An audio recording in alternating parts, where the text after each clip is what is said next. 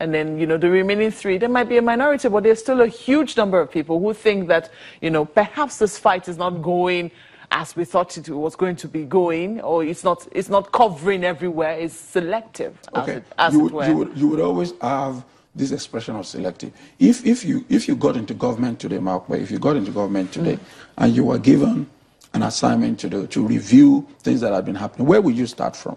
You are going to start from those who are immediately your predecessors in office. That's where you're going to start from. You're not going to start from anywhere else.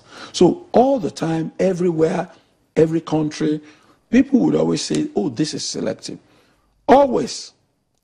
Criminal justice administration and fighting crime is always selective. Do you know the number of cases that go to police station every day? On an average, you should do some research. Send some journalists to a police station. How many cases are reported? How many do the police follow up? Because there is always limited capacity. There's always limited resource. You've got to evaluate. It's just like the whistleblower policy. Today, over 2,600 whistles have been blown. You follow up to a point you know what is going to get you results or not. Okay? You deploy state resources at those that have the major and the most critical impact on the system. It's always the way it works. It's not a Nigerian issue. It's global. You talk about people being in government. Are you only looking at the federal level? Well, okay. We're in a constitutional democracy. It's a federation. You can only focus on federal offenses. You can also focus on states or beyond the federal where the law allows you to do so. We know that there's a lot more corruption at the state and local government level. It's important to get the buy-in of all those levels of government. But given the fact that right now, based on our revenue sharing formula, a lot more goes to the federal government, a lot more goes through the federal government, and it is the federal government's agenda to deal with corruption. There is ultimately going, if it succeeds, going to be a trickle-down effect, which will impact other levels of government.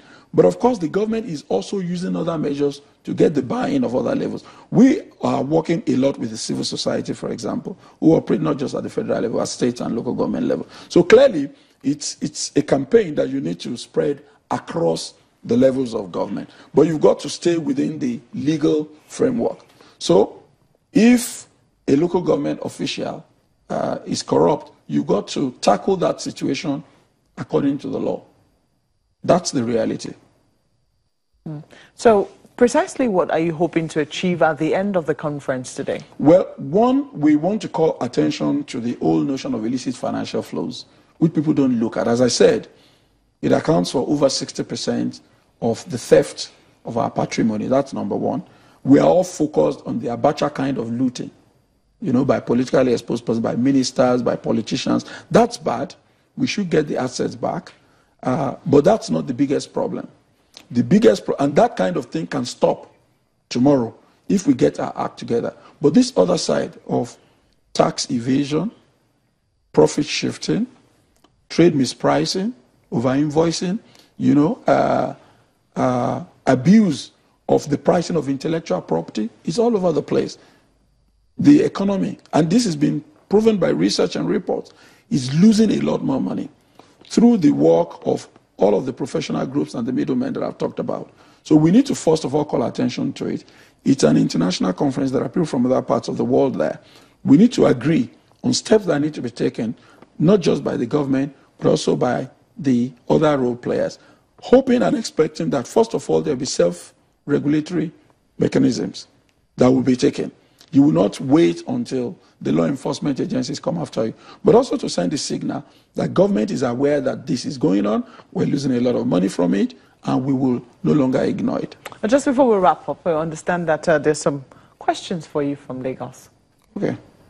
Well, yes, indeed, Prof. What is being done about the ministries? Because there are ministries that you go to, both at the federal and state level, and it's almost impossible for you to do anything without them demanding for something.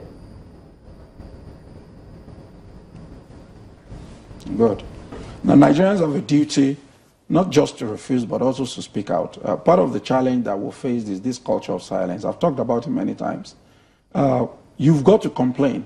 You go to a ministry and somebody demands gratification or whatever. You are a victim already. If If you don't complain, how does the government do anything about it? You must complain. That's step one. Now, when you complain and you don't see an immediate response, it does not mean that nothing is happening. I think that when you complain, the next person complains, the third person complains, there's a critical mass of complaints that is building up. Sooner or later, attention must be focused in that place. But if you keep quiet, the next person keeps quiet, you take the problem to church, you pray, or take it to a mosque, you pray, how is it going to change? So we must break the culture of silence. One of the things that frustrates us is that sometimes you have people who approach you and say, Prof, do you know what is going on in this sector? It's very bad. I would say, well, we're not in that sector, but if you can give intelligence. Governance is about intelligence. Criminal justice administration is about intelligence. Intelligence means information. The police will say, I'm not Barubi Spirito, a person like you. If you report the armed robber, if you tell us, then we will know what to do. But if you don't speak out, how are they going to know what to do? So we've got to break that culture of silence. It's critical to do so. Do you think you've gotten to the level where if maybe you or those who are in charge now leading this fight against corruption do leave office, do you think that we'll have the same kind of zeal and fight going on to the extent that we have institutionalized the fight against corruption? We've tried to depersonalize the whole conversation. This is not supposed to be built around the committee. We're working very strongly with all of the agencies that have anything to do with corruption. And it's about institution strengthening. You read that the Attorney General's office has recently adopted the National Anti-Corruption Strategy. We were part of that process. With a strategy document that indicates a roadmap and gives agenda and assignment to every sector, we all know what to do. So hopefully, when the government fizzles out, some of those things that need to be done would have been institutionalized. That's the essence of adopting a strategy that sets out a roadmap that indicates what each sector is supposed to do. So the entire thing is depersonalized. Prof, what do you make of this situation where we have in our hands today, you think of the government trying to sell this idea of the war against corruption and fighting graft to the three tiers of government, the executive, the judiciary and the legislature. Do you think that there is a concession, there is a harmony in fighting corruption between these three arms of government? I already said earlier on this program that every arm of government agrees that corruption is killing us. There is no arm that has said that, oh, let's leave corruption the way it is. The difference is in the approach. Now, sooner or later, there will be some convergence. It's inevitable. And these tensions always come. This is not a Nigerian phenomenon. I've said it many times. It's not a Nigerian phenomenon. The tensions will always come. Okay? The conversation ultimately will coalesce, will harmonize, and then will have what I will call a common front. And it's gradually going to happen. Okay? But usually because it is one arm of government who is saddled with the key responsibility to deal with this, it's often present, and that's the executive. It controls the coercive power of state, controls all of the agencies of state. Often appears as if the executive is looking at other people except itself. But ultimately, the executive will look at itself and look at the others. The others will look at the executive and look at itself.